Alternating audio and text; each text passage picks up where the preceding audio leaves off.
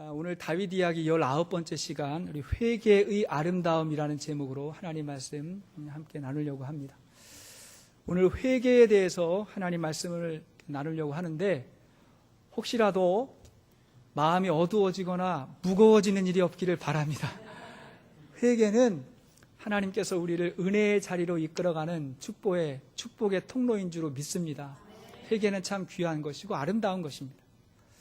가끔 정치인들이나 또 유명인들이 국가의 요직에 취임하기 전에 청문회 하지 않습니까? 또 이번 주에도 우리나라에도 중요한 청문회가 있고 미국에도 청문회가 있습니다. 근데 그 청문회를 하려고 하다 보면 그동안 감추어져 있던 의혹이 적지 않게 사람들에게 드러나는 것을 볼 때가 있습니다.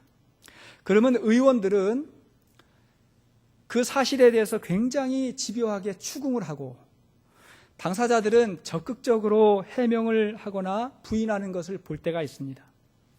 물론 잘못을 추궁하는 사람들이 너무 터무니없는 의혹을 제기할 때도 많이 있지만, 대부분의 경우 그 의혹이 사실일 때도 많이 있습니다. 사실임에도 불구하고 사람들이 왜 자꾸 그걸 숨길까요? 말할 것도 없이 그 죄를 인정하면 그 자리에 앉을 수가 없고 모든 것을 빼앗기고 잃어버린다고 생각하기 때문에 그런 것입니다. 세상에서는 그런 일들이 많이 벌어지게 됩니다. 여러분, 우리 하나님도 우리의 죄를 자백하고 회개하기를 원하십니다. 그러나 하나님의 의도는 세상의 의도와는 다른 것입니다.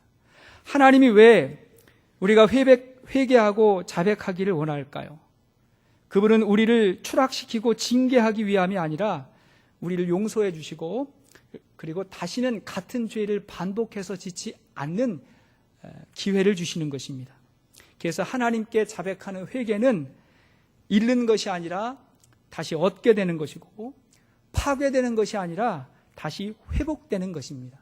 그래서 회개는 축복입니다. 따라합시다. 회개는 축복입니다. 회개는 굉장히 아름다운 것입니다. 다윗이 커다란 죄를 저질렀습니다. 자기의 신복이었던 우리아의 아내 밧세바를 취해서 자기 아내로 삼았습니다. 얼핏 생각해봐도 한 3가지의 죄를 지었어요. 첫째는 간음죄를 지었고, 두 번째는 도둑질을 한 거예요. 그 당시에는 이렇게 그 집안의 종이나 여인들 다 이렇게 재산으로 여겨졌기 때문에 도둑질이 됐고, 세 번째는 살인죄를 저질렀습니다. 그리고 그 사실을 모른다고 생각했는데 그 사실이고 드러나게 되었습니다. 그런데 그러한 절망 가운데, 그러한 상황 가운데 인간이 어떻게 행동하느냐를 보면 그 사람의 인물됨을 볼 수가 있습니다. 여기서 다윗이 가룟 유다가 되느냐 아니면 베드로가 되느냐가 결정되는 것입니다. 가룟 유다는 자기의 죄가 드러났을 때 자살해서 죽었지만, 베드로도 예수님 부인하고 죄를 지었지만 회개하고 다시 세워져서 초대교회의 아주 좋은 지도자가 되었던 것입니다. 오늘 말씀을 통해서 우리에게 회개가 너무나 중요하다는 것을 알게 됩니다. 왜 그렇게 성경이 회개를 강조하는 걸까요? 첫째는 회개함으로 구원의 즐거움을 회복하기 때문에 그렇습니다. 회개는 구원의 기쁨을 회복하게 합니다. 모든 그리스도인들에게 있어서 가장 근본적인 기쁨은 구원의 기쁨, 구원의 즐거움입니다. 뭐냐면 하나님과 함께 살아가는 기쁨, 하나님과 밀접하게 내가 주 안에, 주님이 내 안에 함께 살아가는 그 기쁨입니다. 근데 그걸 잃어버린다거나 그 기쁨을 알지 못한다면 상당히 안타까운 것입니다. 아시다시피 죄는 더 큰 죄를 낳습니다. 다윗의 죄는 단순히 본 것으로 시작이 되었는데 그것이 더 커져가지고 살인까지 저지르게 되었습니다. 여러분, 이런 말씀 아십니까? 하나의 거짓말을 숨기기 위해서는 10개의 거짓말이 필요하다, 이런 이야기가 있어요.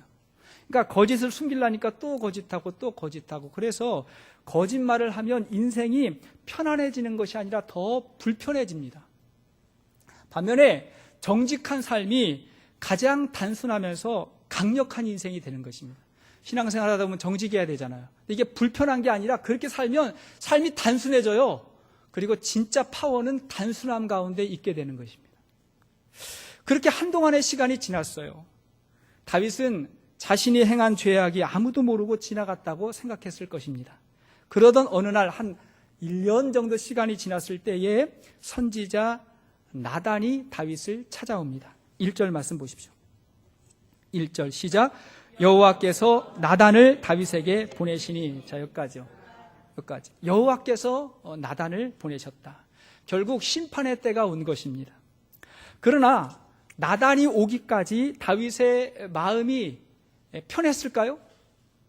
그렇지 않았을 거라고 저는 생각합니다. 매를 맞은 사람은 편안하게 잠을 자도 때린 사람은 편하지 않은 것입니다.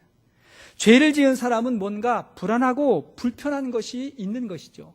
그래서 시편 51편이 굉장히 유명한 구절인데, 다윗이 밧세바를 취한 다음에 나단 선지자가 자기에게 왔을 때 그때의 그 자기의 마음을 회개하면서 지었던 참회시가 시편 51편입니다. 자, 시편 51편 1절을 보십시오. 시작. 하나님이여 주의 인자를 따라 내게 은혜를 베푸시며 주의 많은 긍휼을 따라 내 죄악을 지워 주소서. 여기서 이 죄악이라고 하는 말은 복수입니다. 그러니까 하나의 죄가 아니라 자기의 개인적이고 의도적이고 계획했던 여러 가지의 죄악을 지금 지워버리고 싶다고 말하는 것입니다. 마음이 정직하고 깨끗한 사람이 죄를 지으면 더 괴로운 것입니다. 다윗은 굉장히 괴로웠을 것입니다. 다윗이 지금 이렇게 고백하는 거예요. 하나님, 내 인생 가운데서 그 부분을 좀 지워버리고 싶습니다. 그 부분을 정말 잊어버리고 싶습니다. 할 수만 있다면 다시 새롭게 하고 싶었습니다. 이렇게 고백하는 것입니다. 그리고 이어서 시편 51편 그 10절 이하의 말씀을 보면 다윗의 그 유명한 회개가 나오는 것입니다. 자, 10절 이하의 말씀 읽겠습니다. 시작. 하나님이여 내 속에 정한 마음을 창조하시고 내 안에 정직한 영을 새롭게 하소서. 나를 주 앞에서 쫓아내지 마시며 주의 성령을 내게서 거두지 마소서. 주의 구원의 즐거움을 내게 회복시켜 주시고 자원하는 심령을 주사 나를 붙드소서. 다윗의 마음이에요.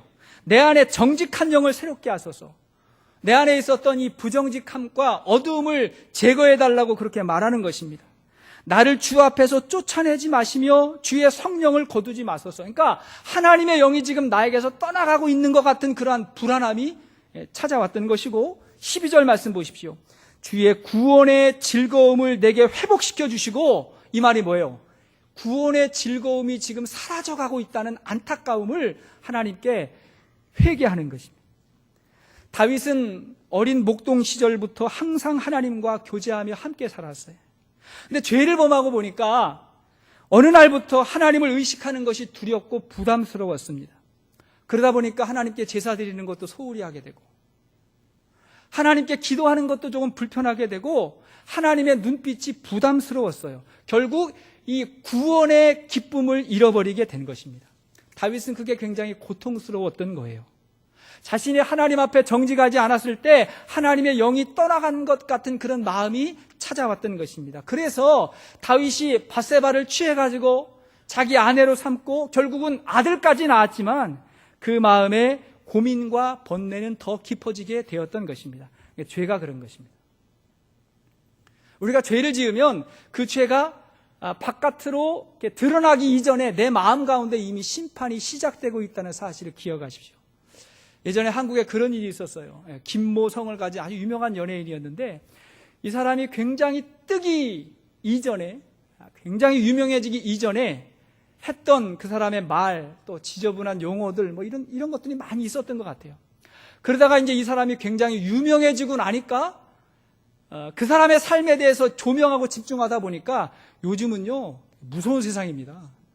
인터넷에 이름만 치면 그냥 제가 무슨 말을 했는데 쫙 나와요. 근데 그때 그 사람이 옛날에 했던 말들, 그 지저분한 용어들이 다 나오게 됐어요. 그리고 나서 이제 사람들이 막 비난하고, 또 그가 굉장히 이제 어려운 상황에 처해졌을 때 그 사람이 무슨 이야기 했냐면, 차라리 지금 제 마음이 편안합니다. 내가 유명해지고 대한민국에 있는 모든 사람들이 다 나를 알았을 때부터 내가 걱정이 됐습니다. 그 사실 때문에. 지금 내 마음이 편안해졌습니다. 지금 저는 여러분들에게 잠시 자숙의 시간을 갖고 회개의 시간을 가질 것입니다. 이렇게 이야기했거든요. 그러니까 모든 죄라고 하는 것은 저와 여러분들에게 하나님의 영이 있고 양심이 있기 때문에 사람들에게 드러나기 이전에 이미 내 마음에서부터 심판이 시작되고 있었던 것입니다. 우리에게 주신 하나님의 구원은 취소되거나 빼앗길 수가 없지만 회개하지 않은 죄는 구원의 즐거움을 빼앗아 갑니다. 그걸 잃어버리는 거예요. 혹시 교회 다니면서도 마음이 어둡고 영성이 쇠해지고 예배를 드리는데 찬양의 감격, 기쁨이 사라지고 있다면 무언가 회개해야 할 것이 있는 것입니다. 여러분 얼굴을 좀 밝게 해보세요. 오랜만에 누구를 만났는데 그 얼굴이 밝고 눈빛이 선하다 그러면 성령 충만하고 은혜 가운데 살아가는 것인데, 정말 오랜만에 만났는데 얼굴이 어둡고 눈빛이 좀 이상하고 얼굴이 이렇게 올라가고 그러면 회개해야 될 것이 있는 것입니다. 옆 사람 얼굴 한번 보십시오. 하나님 앞에서 이 회개의 그 은혜를 우리가 다 누릴 수 있기를 바랍니다. 자, 왜 우리가 회개해야 될까요? 성경이 왜 그렇게 강조할까요? 두 번째, 모든 죄는 하나님에게 범하는 것이기 때문에 그렇습니다. 여러분, 죄라고 하는 것은 내가 사람에게 범하는 것 같지만 궁극적으로 하나님께 범하는 악행이라고 성경은 가르쳐 줍니다. 자, 오늘 본문의 상황을 보세요. 하나님의 보냄을 받은 나단 선지자가 다윗에게 왔습니다. 평소에 하나님의 선지자에게 굉장히 예의가 이렇게 좋았던 다윗이 나단을 상좌에 앉혔습니다. 그런데 나단이 대뜸 이야기를 시작하는 것입니다. 왕이시여 들어보세요. 이런 일이 있었습니다. 한 성읍에 부자와 가난한 사람이 있었습니다. 이 부자는 양과 소가 많은 재산가였지만 가난한 사람은 아무것도 없었고 그저 자식같이 사랑하는 작은 암양 새끼 한 마리 있었습니다. 이 어린 양이 얼마나 예쁘고 귀여운지 그냥 같이 먹고 같이 자고 하는 그러한 관계였습니다. 그런데 이 부자의 집에 손님이 찾아왔습니다. 이 손님이, 이 부자가 이 손님을 대접하려고 보니까 자기의 양과 자기 소가 너무 아까워가지고 이 부자가 가난한 사람의 새끼 양을 빼앗아다가 손님을 대접했습니다. 여기까지 이야기했는데 미처 말이 끝나기도 전에 다윗이 펄펄 뛰는 거예요. 그러면서 화를 내면서 그 사람은 죽어 마땅하다고, 내 나라에 그런 사람이 있으면 죽어 마땅하다고, 하나님이 그런 사람을 용서하지 않는다고 그렇게 말했습니다. 그리고 그 불쌍한 사람에게 내가 할 수만 있다면 4배나 갚아주어야 된다, 그렇게 이야기를 했습니다. 그런데 여기서 나단이 다윗에게 청천벽력 같은 소리를 합니다. 뭐라 그래요? 당신이 바로 그 사람이라고 그렇게 이야기를 하는 거예요. 그러면서 하나님의 대언자로서 불호령을 내립니다. 자, 그것이 본문 7절과 8절 말씀입니다. 7절 8절 시작. 나단이 다윗에게 이르되 당신이 그 사람이라 이스라엘의 하나님 여호와께서 이와 같이 이르시기를 내가 너를 이스라엘 왕으로 기름 붓기 위하여 너를 사울의 손에서 구원하고 내 주인의 집을 내게 주고 내 주인의 아내들을 내 품에 두고 이스라엘과 유다 족속을 내게 맡겼느니라. 만일 그것이 부족하였을 것 같으면 내가 내게 이것저것을 더 주었으리라. 나단 선지자가 정말 불같은 하나님의 마음을 다윗에게 이야기하는 것입니다. 여기서 우리는 상당히 많은 것들을 생각할 수가 있습니다. 첫째로 사람은 자기의 허물을 보지 못하고 남의 죄는 너무나 잘 압니다. 지금 다윗이 자기 이야기하고 있는 건데 그걸 알지 못하고 지금 남의 죄만 정죄하고 있는 것입니다. 여러분, 모든 사람은 다 자기중심적인 데가 있는 것 같아요. 사람이 다 자기중심적입니다. 그래서 내가 하면 로맨스고 남이 하면 불륜이라고 생각을 합니다. 입장을 바꿔놓고 생각하면 충분히 이해할 수 있는 것도 남이 하면 죄요 허물이라고 생각하고 자신에 대해서는 굉장히 관대하게 생각해 주기를 원합니다. 그러나 반대로 성숙한 사람은 자신에 대해서는 좀 냉혹하지만 타인에 대해서는 관대한 것입니다. 우리가 이런 모습이었으면 좋겠습니다. 우리 주위에 세상과 교회에 대해서 비판이 많은 사람일수록 비판받아 마땅한 사람이 많아요. 정말 자기의 인격과 성숙한 모습으로 살아가는 사람들 보면 그래도 남들보다는 다른 사람들과 세상을 아름답게 보고 좋게 보고 축복하며 살아가는 사람이 많다는 것을 여러분 기억하십시오. 두 번째, 또 하나는 죄는 자기 행복을 위해서 다른 사람을 불행하게 하는 것입니다. 그게 죄예요. 여러분, 이 부자의 죄가 무엇입니까? 자기의 행복을 위해서 정말 어렵고 힘들게 살아가는 사람의 작은 행복을 빼앗아간 거예요. 이게 죄라는 것입니다. 여러분, 세상의 악이 무엇입니까? 자신의 이익을 위해서 다른 사람을 불행으로 빠뜨린 것, 그게 악이라는 것입니다. 하나님께서 십계명을 우리에게 가르쳐 주셨는데, 십계명을 보면 처음에 4계명은 하나님에게 행해야 될 것이에요. 우상 숭배하지 않는 것, 하나님의 이름을 망령되게 일컫지 않는 것, 안식일을 지키는 것, 이런 것들은 다 하나님에게 해야 될 것입니다.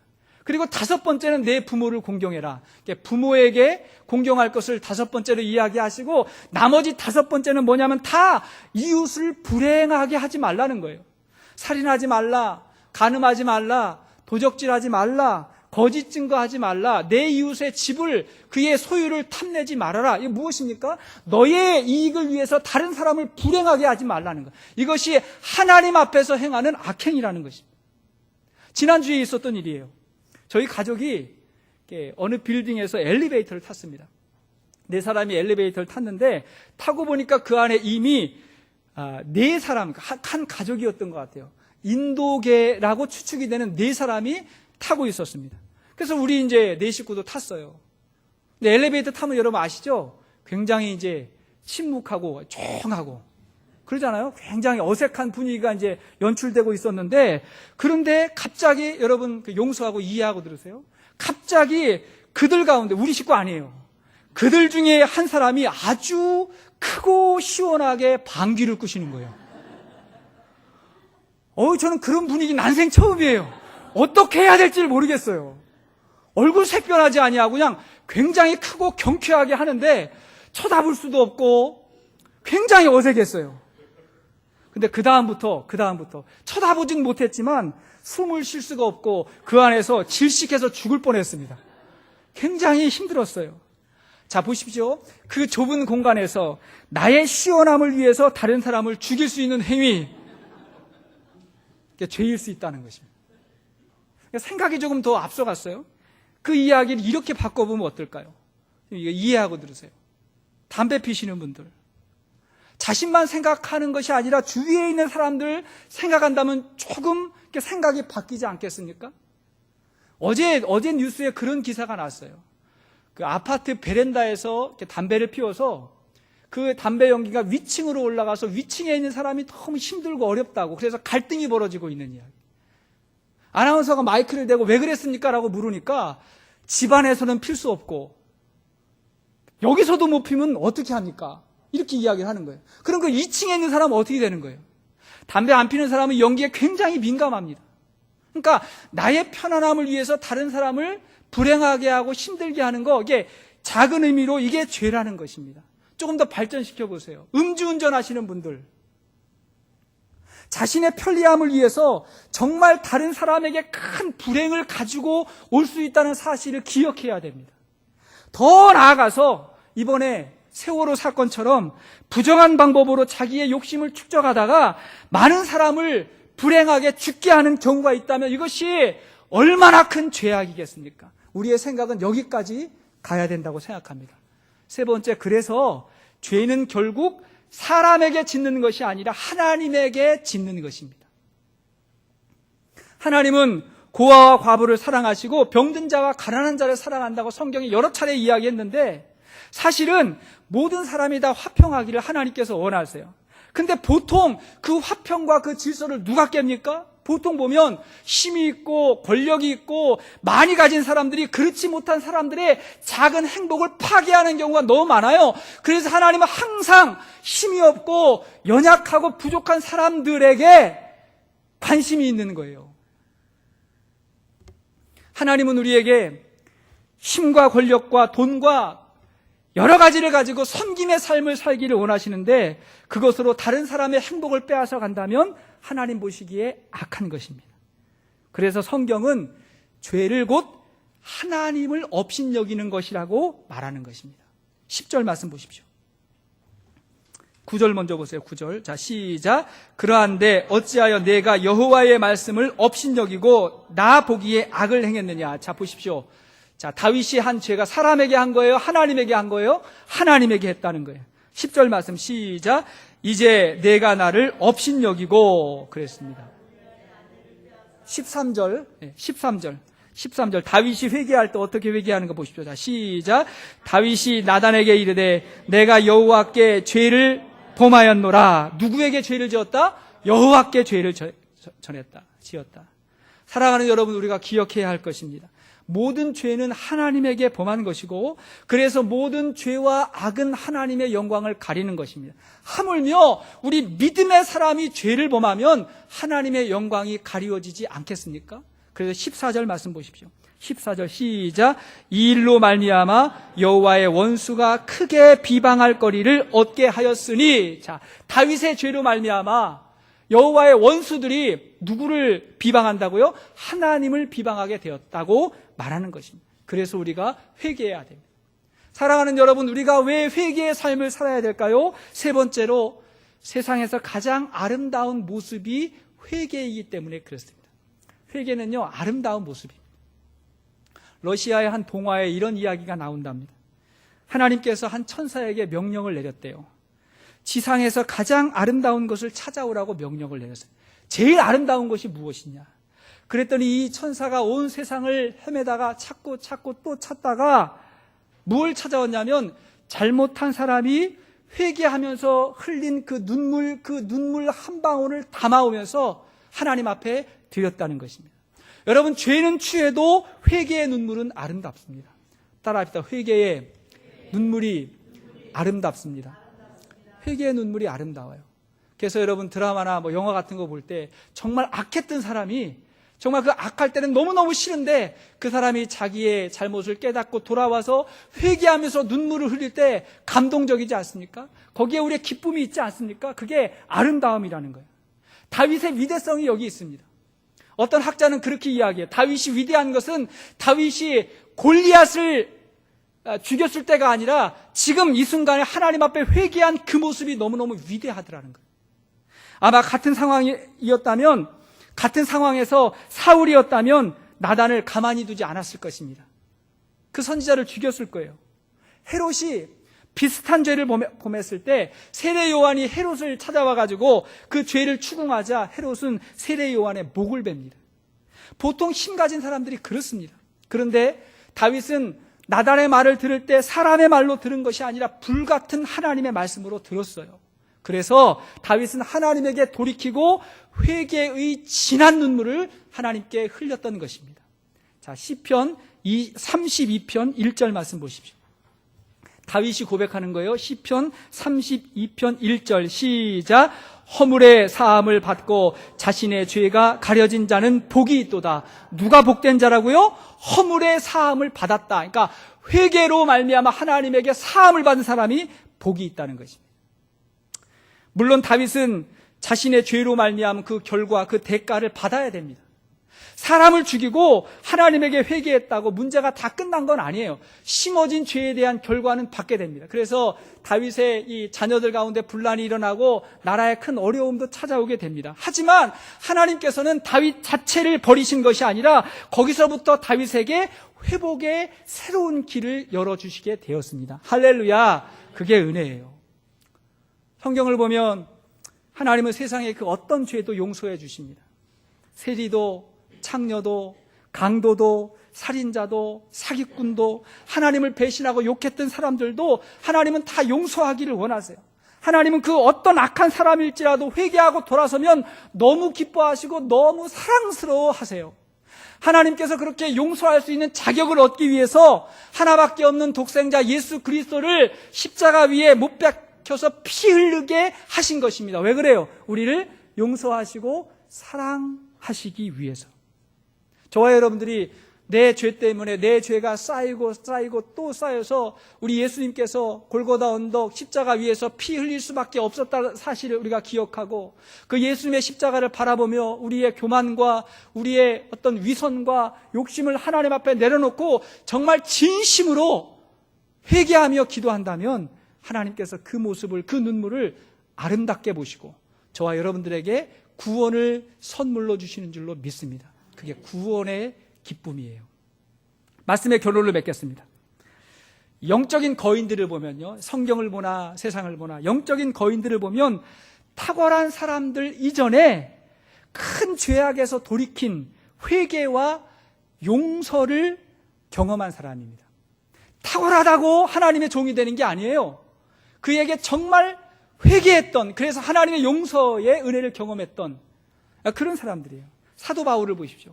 바울이 하나님 앞에 얼마나 큰 죄를 졌습니까?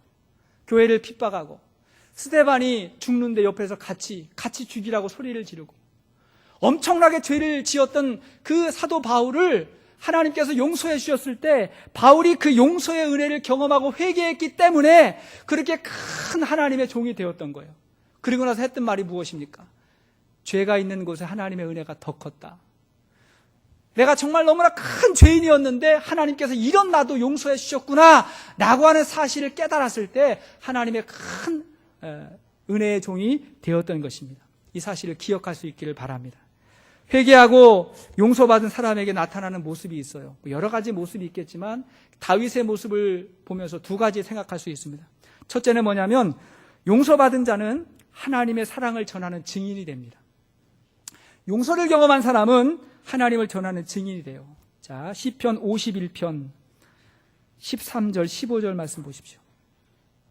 시편 51편 13절 15절 다윗의 고백입니다. 시작. 내가 범죄자에게 주의 도를 가르치나니 죄인들이 주께 돌아오리이다. 주여 내 입술을 열어주소서. 내 입이 주를 찬송하여 전파하리이다. 보십시오. 다윗이 회개하면서 그 회개가 어디까지 나가는 거예요?